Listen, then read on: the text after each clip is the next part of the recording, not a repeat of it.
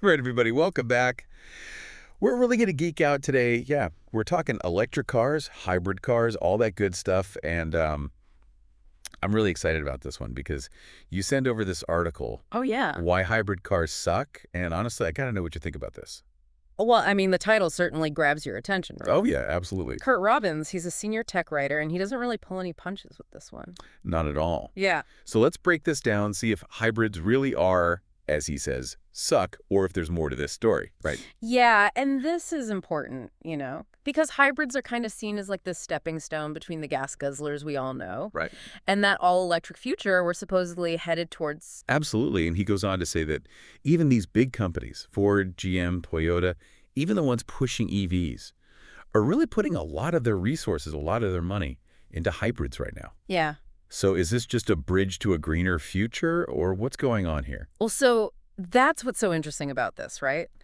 Robbins claims that it's kind of about regulations, right? Car companies have these fuel efficiency standards, everybody knows about them, and hybrids are an easy way to meet those targets. Even if the real-world results are, let's just say, debatable. Right. So already we're seeing this disconnect between what's being marketed to us and what's actually happening out on the roads. Exactly. But before we get too far, I think we should really break down why hybrids are appealing in the first place. I mean, everyone always talks about this best of both worlds scenario.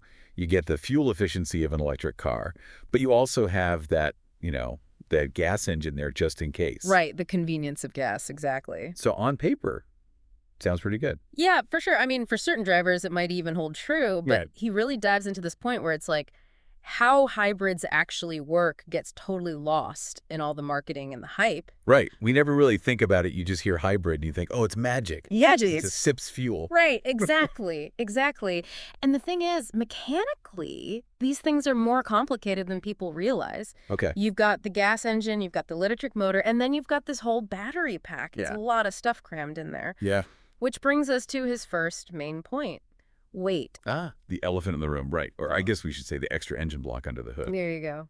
He makes this really good argument that all this extra weight kind of negates a lot of those efficiency gains that you expect to get from that electric motor. Yeah, totally. And he brings up the study that found a lot of hybrid owners, they don't even charge their cars that often. Yeah. So really, they're just driving around in these heavier, less fuel-efficient gas-powered cars. Wow. So they've got a little bit of it's like buying a treadmill desk and never actually walking on it, just using it as a regular desk. It is. And it kind of plays into another point that he brings up later, which is, acceleration, the whole performance side of things. Right. And I get it. Some people, that's not their priority, fuel efficiency above all else. Yeah. But I think most of us, we enjoy a car that's fun to drive, right? Oh, absolutely. And he has this great part where he's talking about EVs, like that Tesla Model 3. Oh, yeah. Taking off like a rocket compared to a hybrid. Oh, And it's like, who doesn't want to have a little pep in their step, right? Exactly. Exactly. And it's about the fundamentals of how they're engineered. Okay. And an electric car, instant torque from that electric motor. Right. Hybrids, they're juggling two systems. They just can't compete. Right. They're constantly switching back and forth. Exactly. And Robbins argues that for anyone who really enjoys driving, having that little bit of fun behind the wheel, a hybrid can actually feel quite sluggish in comparison. Yeah, so already that best of both worlds thing is starting to crumble a little bit. Yeah. But it gets really interesting when he starts talking about the actual cost of these vehicles. Because that's where it gets even trickier, right? He brings up this whole idea of what he calls multiplicity. Multiplicity. Yeah, it sounds complicated, but I think once you wrap your head around it, it's actually pretty simple. Yeah, it's really about taking a step back. Right. And looking at the bigger picture of owning and operating a vehicle rather than just fixating on that sticker price. Which is so easy to do, by the way. You walk into the dealership, you see a lower number on that hybrid, you're like, sold? I'm saving the planet, I'm saving money, everyone wins. Exactly. But Robbins wants you to slow down and think long term. Okay. So he breaks it down with a really simple example, right? Just the cost of fuel over time, obviously gas prices, those are all over the place, up, down, nobody knows. But even with all that fluctuation, when you actually do the math, Charging an EV consistently comes out cheaper than filling up that gas tank. Okay, interesting. And then there's the whole maintenance side of things. Oh, tell me about it. I mean, I'm literally due for an oil change on my car, and I'm dreading it. It's so expensive. Oh, it's such a pain. It's the worst, and EVs don't even have that, right? For the most part, no. Okay. Those electric motors, they're so much simpler than those big clunky combustion engines, so yeah, you're avoiding a whole bunch of potential headaches and expenses down the road. Wow. So no oil changes, no transmission issues, all that stuff, that's got to add up. Oh yeah, absolutely. You're talking spark plugs, the whole 9 yards. It's a lot. So really, when you factor in those savings, Mm. even if that EV has a higher price tag up front, Right. it might actually be... You come out of... Yeah, exactly. But here's the thing. Are car companies making a big deal out of this whole multiplicity idea? Well, no, probably not. Not really. It's not exactly in their best interest to be highlighting those long-term savings you'd get with an EV when they can just dangle that lower upfront cost of a hybrid, right? Makes you think, it's like, who's really benefiting from all this hybrid hype? Is it really about getting people into the most sustainable option? Or is it just about, The bottom line. Yeah, exactly. It's interesting, for sure. Definitely food for thought. Now, to be fair to Robbins, he's not saying hybrids are completely useless. Right. He gets it. For some drivers, it might make sense, but Like who? Who would that be?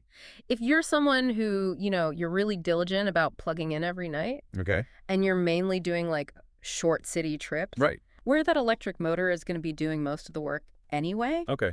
a hybrid could be a fit.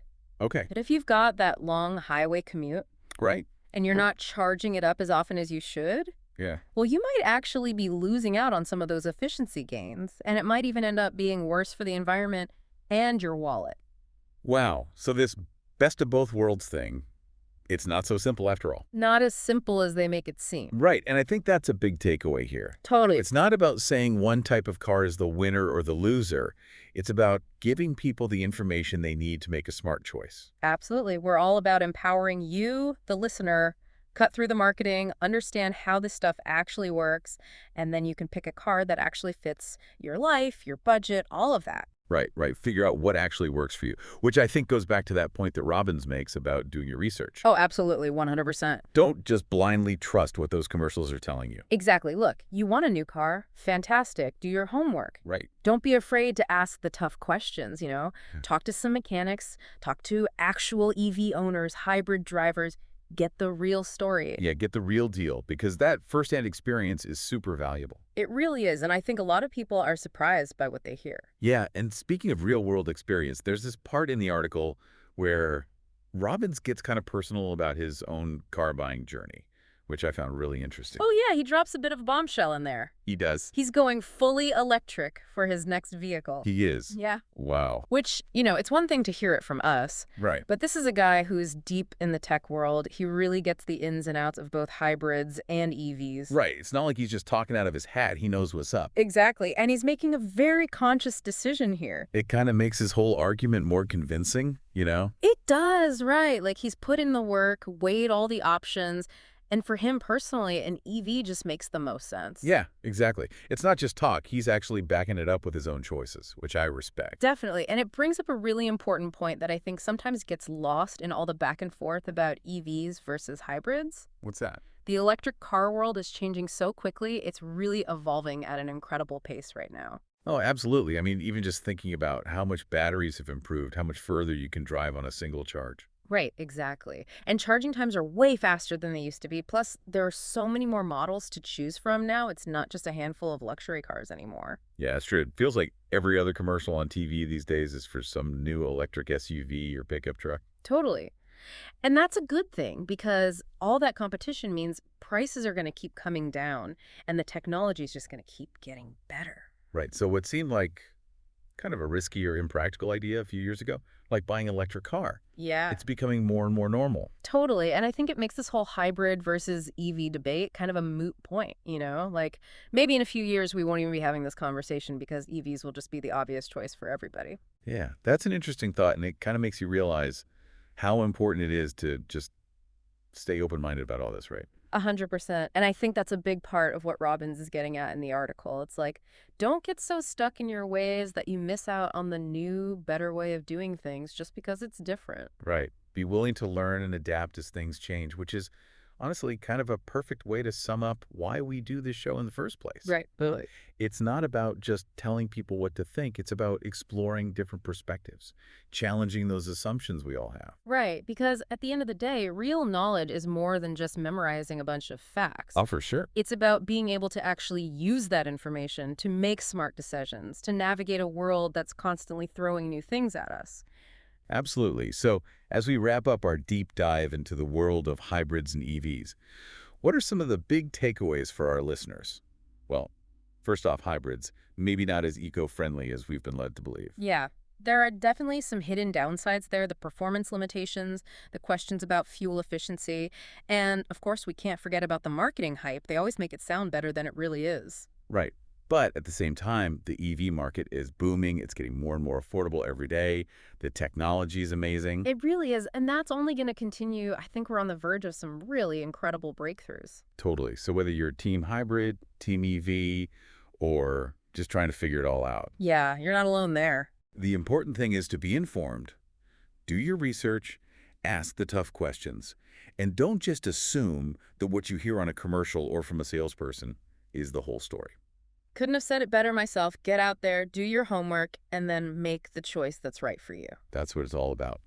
All right, everybody, that's going to do it for this deep dive. Thanks for coming along for the ride, and we'll catch you next time.